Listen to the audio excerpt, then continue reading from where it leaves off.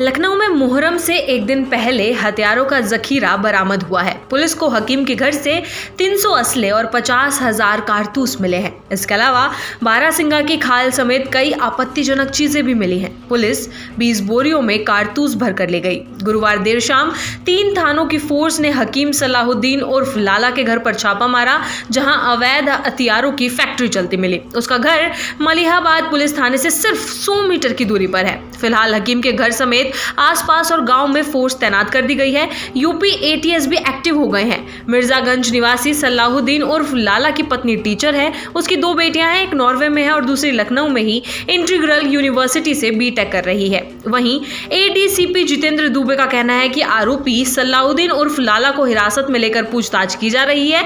उसके साथियों का पता लगाया जा रहा है। आसपास के लोगों ने बताया कि उसके घर से ड्रिल मशीनों की आवाज आती रहती है। पुलिस के मुताबिक सलाहुद्दीन उर्फ लाला के घर अवैध रूप से कारतूस और असला सप्लाई की सूचना मिली थी।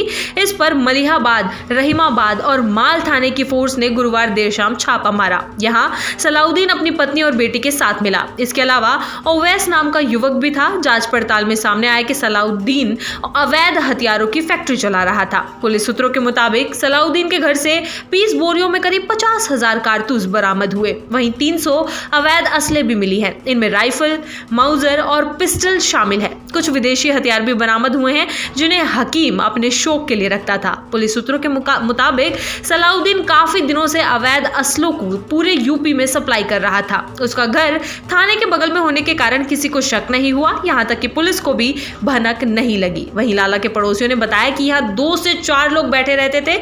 अलग अलग समय पर दूसरे लोग आते थे। वे लोग खूंखार दिखते थे।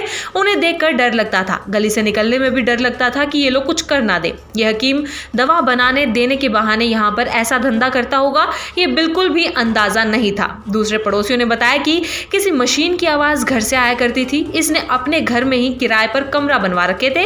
इन कमरों पर आए दिन कोई ना कोई 15 दिन या 20 दिन तक रुकने के लिए आता रहता था।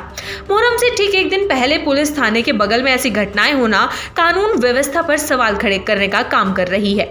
जहां एक और प्रशासन पूरी तरह से मुस्तैद है, वहीं ऐसी घटनाएं कानून व्यवस्था को निरंतर शक के घेरे में डालने का काम करती रहती हैं।